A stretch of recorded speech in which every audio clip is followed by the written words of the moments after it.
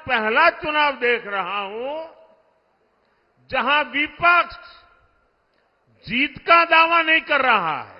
आज सपा की स्थिति ये है कि यहां हर घंटे उसे अपने उम्मीदवार बदलने पड़ रहे हैं। जिन सीटों को कांग्रेस अपना गढ़ मानती थी, वहां भी उसे उम्मीदवार उतारने की हिम्मत नहीं हो रही है। यहां उत्तर प्रदेश में 2 लड़कों की जो फिल्म पिछली बार फ्लॉप हो चुकी है, उस 2 लड़कों की फिल्म को इन लोगों ने फिर से रिलीज किया है।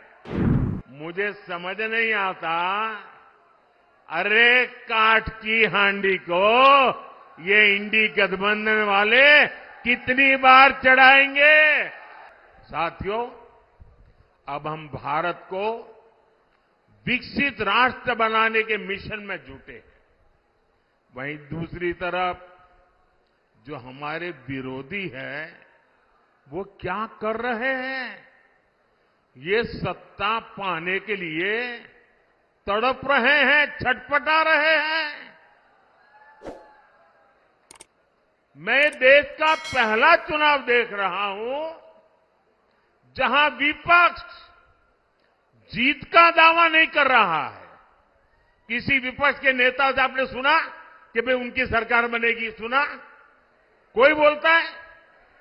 बल्कि विपक्ष सिर्फ इसलिए चुनाव लड़ रहा है ताकि भाजपा की सीटें 370 से कम की जा सके और एनडीए की 400 से कम की जा सके, इसके लिए लड़ाई लड़ रहा है।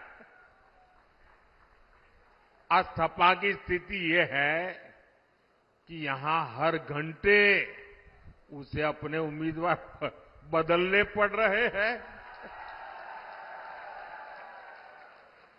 ये लोग उम्मीदवारों तक का फैसला नहीं पा रहे। और कांग्रेस की स्थिति तो और विचित्र है। कांग्रेस को तो उम्मीदवार ही नहीं मिल रहे।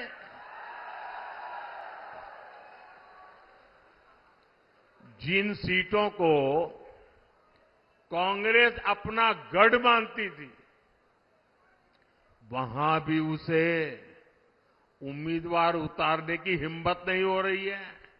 मैंने तो देखा कुछ जगह पे जिसको उन्होंने उम्मीदवार घोषित कर दिया, टिकट दे दिया, उसने दूसरे दिन वो इस्तीफा दे दिया। यानी इंडी गठबंधन अस्थिरता और अनिश्चितता का दूसरा नाम बन चुका है। इसलिए देश आज उनकी एक भी बात को गंभीरता से नहीं ले रहा है। और मैं उत्तर प्रदेश को तो, क्योंकि यहां के लोग बहुत जानकार हैं, समझदार हैं, आपको याद होगा पुराना, यहां उत्तर प्रदेश में 2 लड़कों की जो फिल्म पिछली बार फ्लॉप हो चुकी है, उस 2 लड़कों की फिल्म को इन लोगों ने फिर से रिलीज किया है।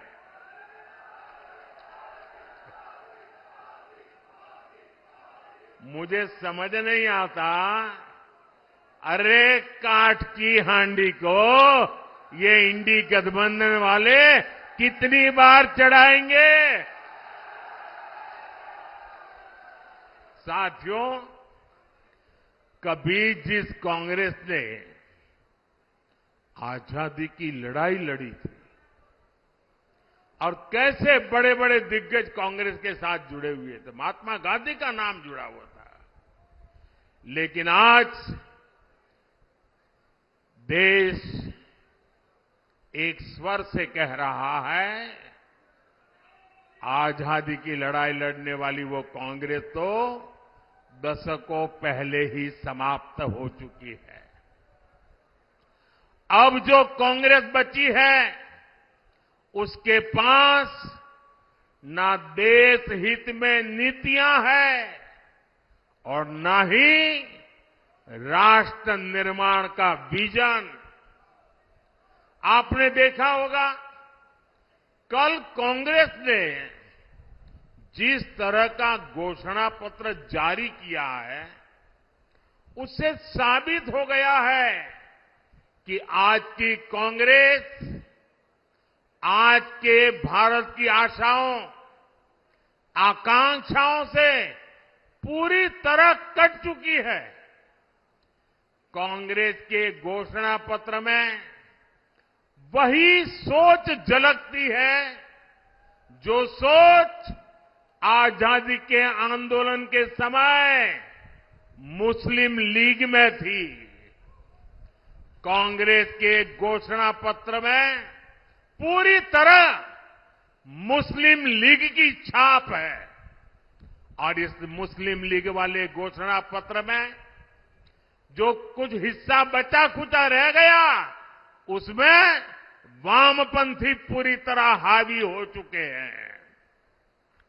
कुल मिलाकर कांग्रेस इसमें दूर दूर तक नहीं दिखाई देती है। ऐसी कांग्रेस 21वीं सदी में भारत को आगे नहीं बढ़ा सकती।